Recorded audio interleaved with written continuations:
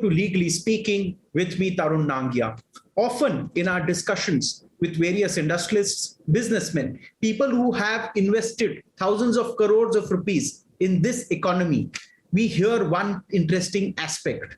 They say that I have got an arbitral award in my favor, but the fact it is nothing more than a piece of paper because the award has not been enforced. And what is the use of a paper if you can't get it enforced? So I haven't got my money in case there is a monetary dispute. So that is why the legal community also is worried about this, that how to enforce arbitral awards. Today we're going to discuss the issues that we face in enforcement of arbitral awards and how India's image can be improved abroad by changing things which will ensure that the arbitral awards are enforced and India's image as a investor-friendly destination only grows, because as we turn better, the image grows and people will invest, and we indeed need investments from across the globe. Recently, we heard from big commitments from Japan. Of course, other countries will also invest money, but we also have to keep at it that enforcement of contracts is something that we don't lag behind. So today's topic, as I introduce, is enforcement of domestic arbitral awards. This is the part 2 of our show. And may I welcome Senior Advocate Arvind Nair, who joins us. Welcome, Senior Advocate Arvind Nair. Thank you for joining us. I have 2 new entrants on the show today. Abhishek Swaroop joins us. He is partner from Saraf and Partners. Welcome, Abhishek, and look forward to some interesting interventions. Your first appearance on Legally Speaking. May I also welcome Rohit Sharma. He is Director Legal, Zimmer Biomed. Welcome, Rohit. This is your first appearance on Legally Speaking, and looking forward to some very interesting interventions from you. Simran Brar joins me from Karanjawala and Company, where she heads the arbitration practice. Simran, good to see you again on Legally Speaking.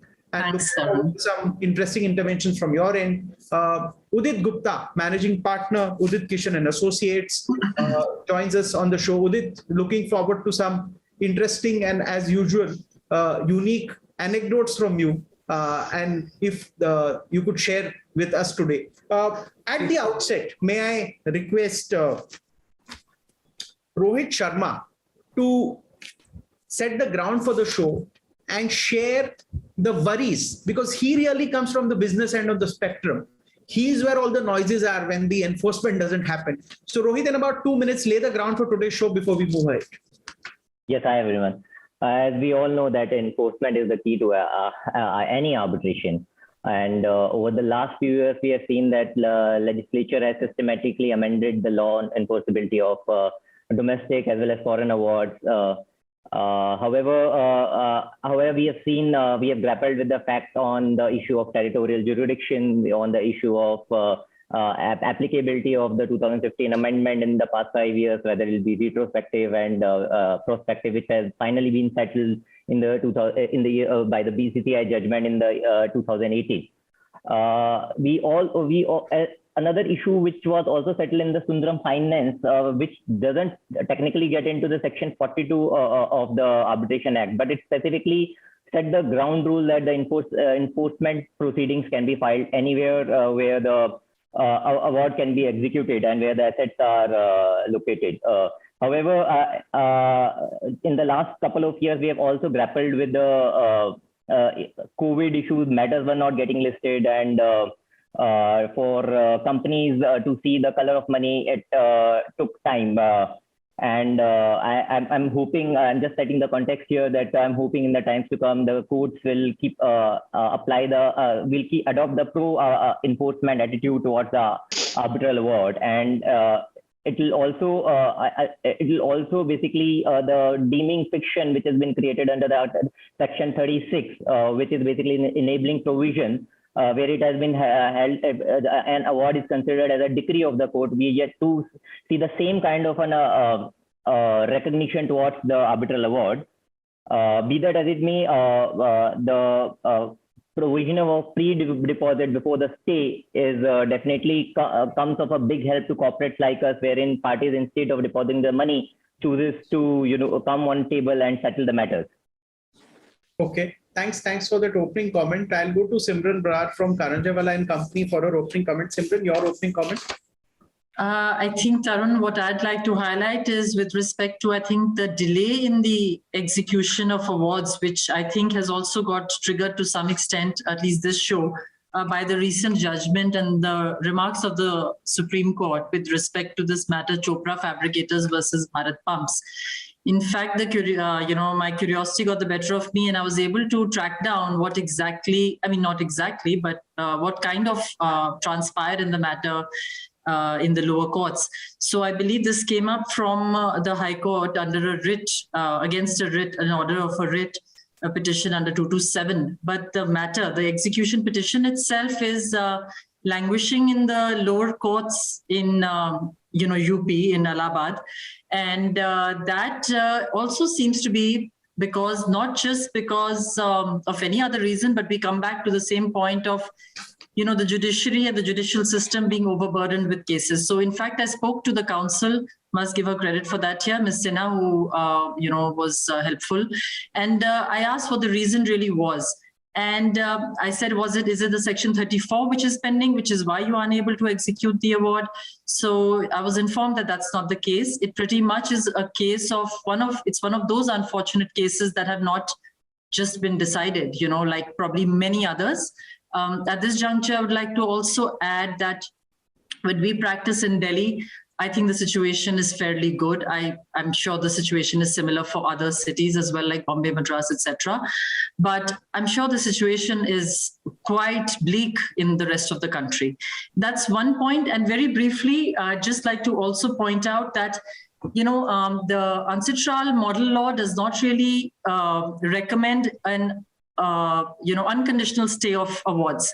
But with an amendment of 21, the ordinance of 21, in section 36.3, there was a proviso added where agreements obtained from fraud and also fraud in the issuance of the award. Both of these now are, there can be an unconditional stay granted, which is going to be a real spanner in all the progress we've made so far. Thanks for that input. I'll go to Senior Advocate Arvind Nair for his opening comment.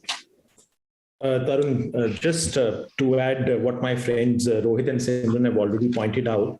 In fact, let's not lose sight of the fact that arbitration mechanism, the whole rationale behind adopting arbitration in such a big way was that you give parties the opportunity to pick a mode of adjudication so that challenges should be less. Which brings us to the efficacy of the enforcement. Now, let's not lose sight of the fact that enforcement and arbitration award, as you said, is a piece of paper till it becomes enforceable. It only becomes enforceable till after the time for challenging the award is expired, which is 90 days. There is a discretionary additional period of 30 days. So either that time has to have expired or an application under 34 ought to have is made, heard, and then dismissed. Now, there was a time, I must point out, even though you see a fair few number of challenges, but there was a time, and I'm going back 10, 15 years ago, when nearly every award was challenged because a mere filing of a section 34 would result in an automatic stay of the award. That has now changed, and I'm talking obviously in a country like India where the weight of numbers is so much. It's still not what it should be, but thanks to pre-deposit and having to make an application for stay and the judges coming down very hard and saying that you please deposit what has been awarded or at least 50% in exceptional circumstances, these challenges have still declined in numbers. However, there is still delay, as Simran pointed out, and this is simply because of the weight of numbers. We are a very densely populated country. And there is that expectation. I had said in a previous show, it doesn't matter what the stake is of a dispute. Everybody expects that they will get similar kind of judicial time. They will get the same kind of input from honorable judges. So that all adds up to the numbers. That is the problem. I think my feeling is, before I take too long, my feeling is that this can only be nipped if, like the American system or certain jurisdictions in Europe, we start putting a limit to the time taken. What I'm noticing is, and I'm sure Simran will agree with me, we have this system where there is so much of time taken. Reply takes 4 sessions, 6 sessions, rejoinders, people re-argue the matters, written submission, somebody files written submissions, again a proposition is re-argued. I think what we need to do is, and we need to very seriously consider limiting time, that you're going to get 45 minutes. If you can't make good your challenge in 45 minutes, that is the end of it. I think that's what we need to look at. Point well taken. Udit Gupta, managing partner, Udit Kishan and Associates. Udit, your opening comment? I would just like to add something. I think Arvind sir is unable to complete his cases in 45 minutes mostly. He's been taking 45 days in NCLT. Nevertheless, anyways, coming to this, Tarun, on the lighter side that was. See, I think the judiciary is doing a fabulous job these days. Like Simran just pointed out, the order of Supreme Court, right? And if you see Justice J.R. Midda of Delhi High Court, what he's done is, in an enforcement, the principles that apply are the same that are applied in execution under CPC. Now, the judgment debtors come always and say that we don't have the money to pay. That's the first thing anyone will say, we don't have the money, our assets are not here, they are mortgaged here. Justice Midda said that there is a procedure, I think it was Form 16A, which was required to be disclosed, where you had to disclose all your assets. But that wasn't enough. People were finding loopholes to disclose only limited assets. Justice Midda, in one of the orders of Bhandari developers of Delhi High Court, said that he passed a detailed order making details of what the assets should be disclosed. And by that, I think Delhi High Court has phenomenally improved in its enforcement. Justice Vibhu Bhakru is really strict here. Something that I think judges should be, that if a judgment debtor is not paying outside the court, senior advocate said that, boss, you're going before a lion. He will eat you up if you go without paying anything. So I've seen senior advocates convincing their clients that, boss, you have to pay up something before you come.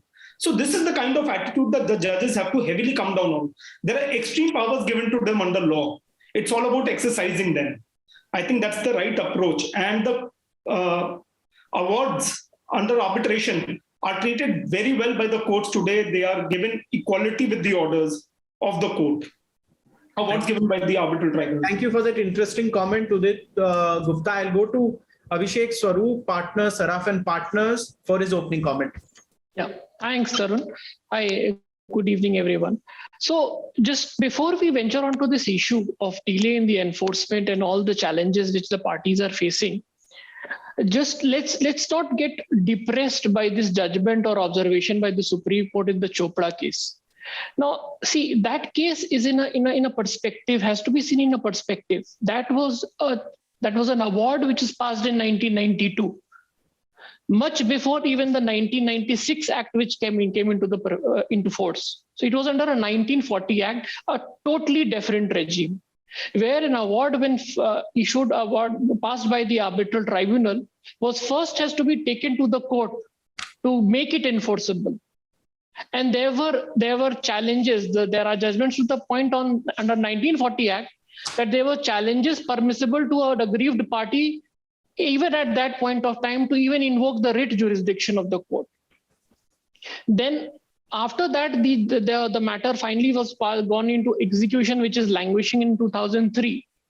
So even at that stage of execution, under the 1940 regime, there were a lot of loopholes, lot of blockades which the parties had to face, because of which these delays were happening. So let's not take an award or a judgment which is languishing or a matter which is languishing for so long as the benchmark to test this.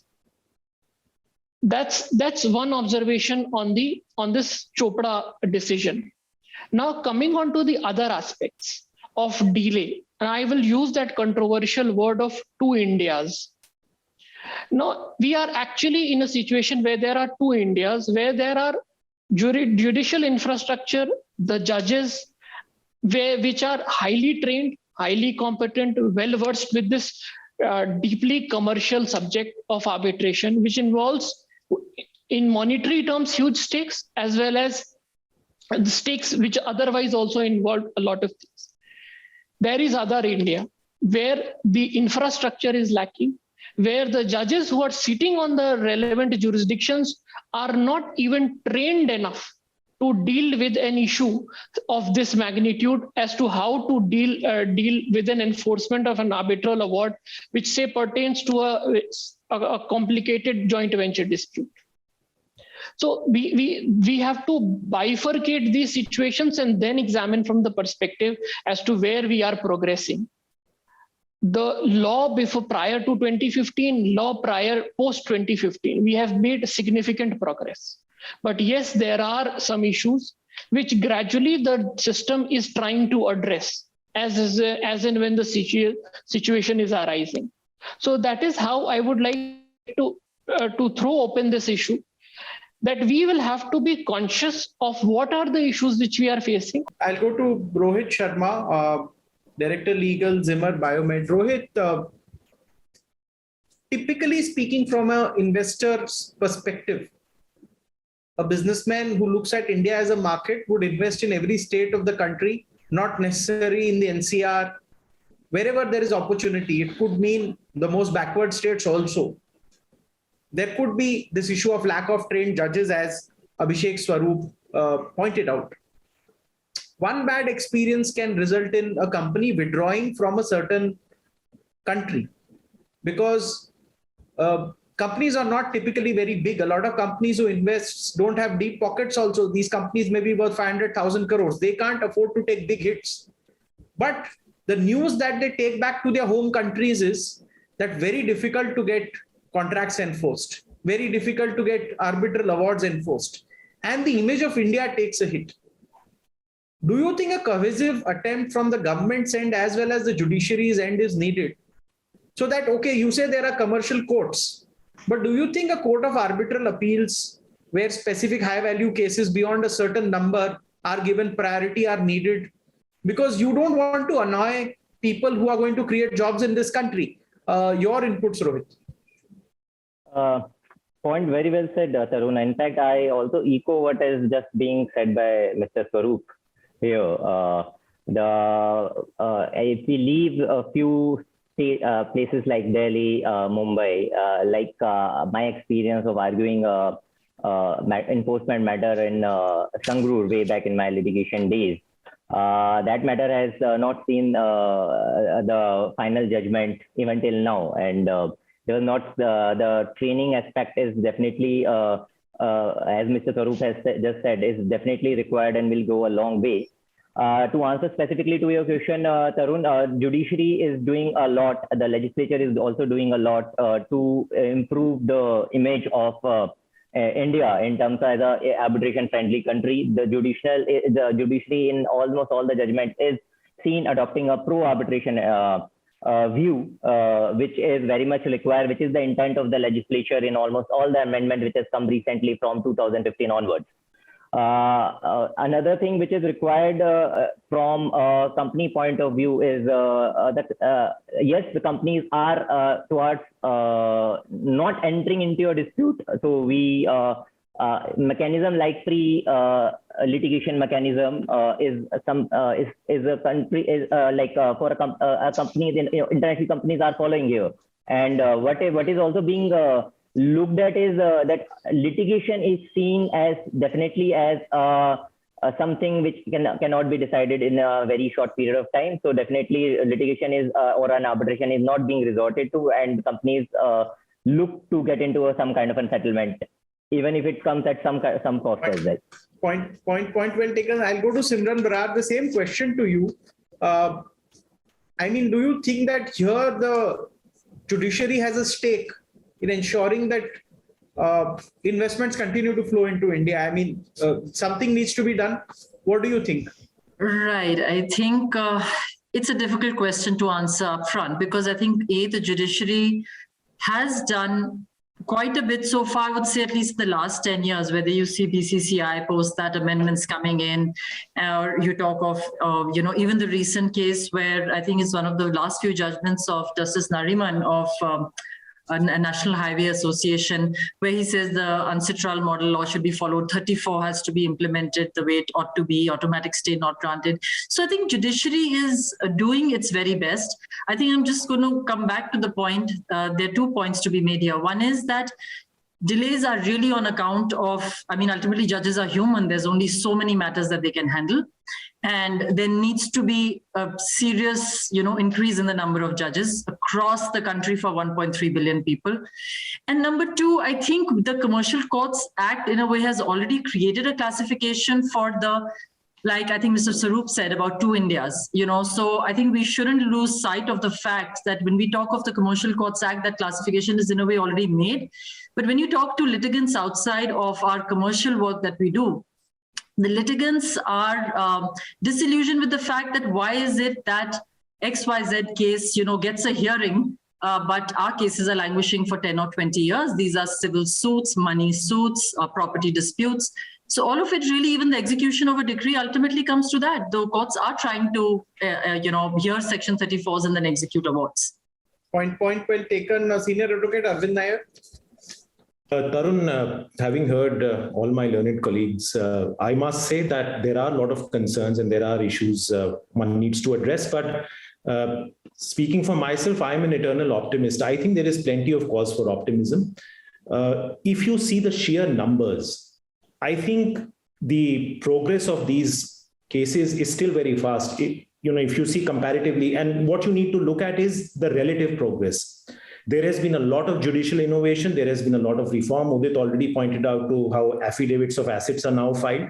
Also, let me tell you, innovation, judge-made innovation. 15 years ago, in a Section 34 challenge, if you could show that the arbitrator had committed an error, the honorable courts would interfere. That's not the case anymore. Now, judges are saying that even if the arbitrators make an error, Section 34 should not be used merely to correct those errors. So that's judicial innovation that you're seeing. Also, we have all seen during the pandemic, there has been some sort of reverse as far as timelines are concerned in the last 2 years. But I think the entire judiciary as an institution has magnificently risen to the challenge. So there is a lot of cause for optimism. Of course, there are some areas of concern, the number of judges, the number of cases that they can hear, as Simran pointed out, how much time, as my friend said, both seriously and in the lighter vein, how much time should be accorded to each case for a hearing, or how much time any counsel should take. So those are all areas of concern. But if we see the overall picture, I have to tell you, I was quite active on the arbitration conference circuit. What you heard 15 years ago has changed. 15 years ago, you often heard comments that arbitration proceedings take too long. We don't hear that anymore. There is a lot of optimism. And I think it's only going to get better with time. We've got to a point where errors are not to be corrected, where the bar has been set extremely high. Now, if you want, I can tell you as a counsel, if you want to get notice issued in a Section 34 petition, you have to cross that very high threshold. You have to show why interference by a court of law is mandated or is warranted. So I think things have changed and they're only going to get better with time. Point well taken, Senior Advocate Arvind Nair. I'll go to Udit Gupta from Managing Partner, Udit Kishan and Associates. Udit, your comment? Yeah, hi, Tarun. See, I think, Tarun, a point that has been made recently on the training of judges, that's very important. I think we discussed even on our last show when we were discussing the commercial courts, that training is utmost important in today's world. And training has to be sustainable. I mean, you have to have training every year for them. What is the development happening internationally? That's very important. Because we need inspiration. We need to get ideas. We can't have everything innovative. Now, some country has implemented an idea, and if that has worked well, we should adopt it. But now looking at the judgment and trying to have it, it's not going to work. We need someone from there to guide us. So I think we should have international conferences taking part here. And the judges should also be actively participating. Presently, judges are actually swamped with so much work that they are unable to complete it. Like today also in Delhi High Court, they had a list. I mean, one judge had a list of more than 100 commercial matters listed before him. How can he hear it? Impossible. If he gives 3 minutes to a case, that's done. That's impossible. There are people like Mr. Nair has said that counsel should get 45 minutes. And in fact, Justice Vipin Sanghi once said that senior advocates take away the lion's share of time, and their hearts sink when they see these kind of comments. So definitely time has to be something that also be restrained. Written submissions have to be given. Point well taken. I'll just add 45 minutes was only a figure of speech. If the system decides that it has to be 15 minutes, 5 minutes, I'm all for it. Okay. Point well taken, Senior Advocate Nair. Another point I would like to, sorry to interject, another point I would like to highlight here is I was recently reading about English law. So the way the cost is imposed, if there is some unnecessary adjournment is being taken, if there is any prolonged delay in arguing a matter, So the cost is imposed is basis that, not a standard cost. So if there can be some kind of a cost system embedded in the legislature, which can, definitely, threaten the other side who is taking unnecessary adjournments, maybe to come forward and make. That's a good point. Point well taken, Rohit Sharma. Now for the closing comment from Abhishek Sarup, partner, Saraf and Partners. So, Rohit, after having heard each of these panelists, I would say we agree on one thing, that larger and the long-term goal is to, of course, upgrade the infrastructure and make the two Indias merge into one. That's the larger goal. Of course, there will have to be efforts made by the legislature, and while judiciary is making taking its own steps to rule out those creases. Now, what the legislature will here come up with a defense that we have indeed come up with legislations such as Commercial Court Act. How it is being enforced, it also needs to be looked into. Same judges who are sitting in ordinary jurisdiction by change of a roster are put into commercial jurisdiction. And then they are expected to don that hat of a commercially sound judge. It's just not happening. It just won't work. A very precise, well-oriented, objective legislation is not making its purpose fulfilled because of these issues. So it's an issue of enforcement. Now, just looking at another practical perspective, and also which is intertwined with the legal aspect. Now, at the time when the parties are entering into agreement, there is a choice with the parties to decide the venue and the seat. The courts have held that would be the locus where the proceedings will happen. But that is not so when it happens at the time of enforcement, because what the law says that you will have to go and enforce it where the property of the defendant is situated. That may not be the very same jurisdiction where that is where the lacuna appears. This will have to be taken care of either through the legislature or through the judiciary by making it sort of a compulsion that where the arbitration proceeding. So if I have as a party, and I will take Rohit's case, supposedly Rohit has entered into an agreement and choosing Delhi, seeing its commercial effectiveness, then he should not be made to go and seek his award executed in Bulandshahr. That is an effort should be made to align both the situations. A good set of points, Abhishek Sarup. I think people who watch will take cognizance, and definitely when we take up such issues, we expect that word gets around somewhere, things move for the better, and we hope for things to get better. So I think a very good set of points and interventions made on today's show for the topic, which was enforcement of domestic arbitral awards. Arbitration, in a sense, was ideated, they say, to save time. Somehow, is that happening? Not happening? There are mixed views. Corporates say that sometimes it is a step towards litigation. Some GCs have been removing the arbitral clauses, or at least talking about doing so.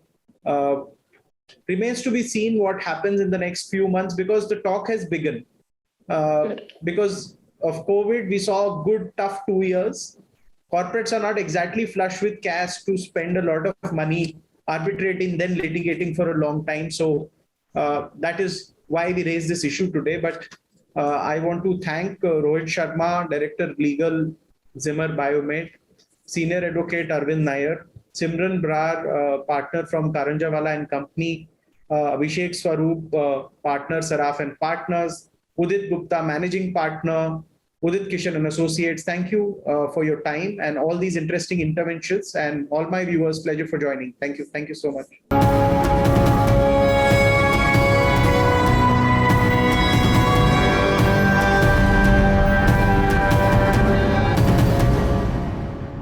For more such videos, subscribe to the NewsX YouTube channel, hit the bell icon.